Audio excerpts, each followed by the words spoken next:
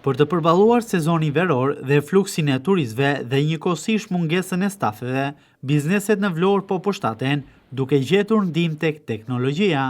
Në disa prej bizneset të Vlorës është prezantuar për herën e parë një njërisi teknologjike e cila synon të transformojë industrinë e mikpritjes në Shqipëri.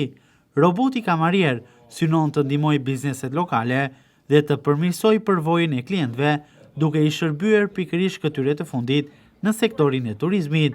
Mario Palozi, i cili ka ardhur në Vlorë me qëllim për të sjellë këtë teknologji të re nga Italia, beson se Shqipëria ka potencial të madh dhe se këto teknologji mund të ndihmojnë vendin të arrijë nivele të larta shërbimi, të ngjashme me ato të vendeve të tjera europiane.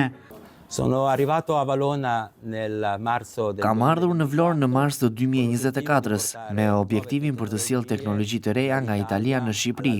Kjo sepse jam i bindur që Shqipëria ka fuqi të madhe dhe me këto teknologji mund të arrijë si shtetet e tjera europiane nivele të shërbimit më të mirë. Roboti që ju kam sjellë këtu në Vlorë është një robot bashkëpunues, dua ta theksoj. Robot bashkëpunues sepse dëgjojmë vazhdimisht që mund t'i heq punën njerëzve. Ky nuk është objektivi.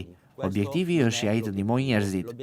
Kështu prandaj të ndihmoj të kryej ato veprime të përsëritura që çdo ditë bashkëpunëtorët tanë, personeli ynë duhet të kryej.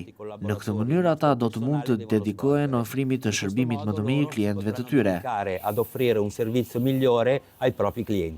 Sipas Palozit, kjo risi ka ngjallur kurreshje të mëdha, veçanërisht tek fëmijët, që afrohen për ta parë edhe nga afër apo për të prekur robotin. Ai thekson se roboti kamarier nuk synon të zëvendësojë njeriu, por të ndihmojë stafin në ofrimin e një shërbimi më të mirë. Kjo teknologji pritet të bëhet gjithmonë dhe më e pranishme në botën e mikpritjes, shpërndarjes, por edhe biznesit, sipas Palozit. Ka shumë habi, ka shumë kuriozitet, mbi të gjitha fëmijët afrohen dhe vazhdojnë e shohin, pyesin për ta prekur. Sigurisht kjo është një risi që do të jetë më shumë prezente në botën e mikpritjes, në botën e shpërndarjes së madhe, në botën e biznesit. Njeriu nuk mund të zvendësohet sepse njeriu është ai që duhet për të pasur raportin me klientin. Roboti bashkëpunues si ai që shihni ndihmon bashkëpunëtorin ton t'i shërbejë klientit dhe t'i ofrojë një shërbim më të mirë.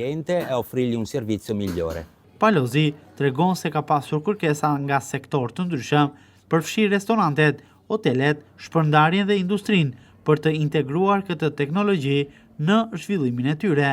Ai siguron publikun se nuk duhet të kenë frikë nga humbja e vendit të punës, pasi robotët bashkëpunues janë miq që ndihmojnë në përmirësimin e shërbimeve. Nuk duhet të keni frikë të humbni vendin e punës, roboti bashkëpunues është një mik që do të jetë më shumë prezent. Kujtoni që të gjithë ne sot përdorim tashmë robot vegjël çdo ditë, nga celulari tek kuzhina, tek makina, të gjitha këto teknologji janë tashmë prezente në jetën tonë. Objektivi i këtij viti është të çojmë raportin mes robotit dhe këtyre teknologjive. Sot ndodhemi këtu në Vlorë. Ky robot u jep mundësinë klientëve të porosisin direkt me Aura, sistemi ynë digjital, tek kasaforta jonë në çadër. Dhe këtë vit duam që roboti të sjellë drejt për drejt konsumin tek klienti. La consumazione al cliente in spiaggia. Roboti bashkëpunues është projektuar për të ndihmuar stafin në kryerjen e veprimeve të përsëritura, duke u mundësuar atyre të përqendrohen në ofrimin e një shërbimi më të mirë për klientët në subjekte tregtare.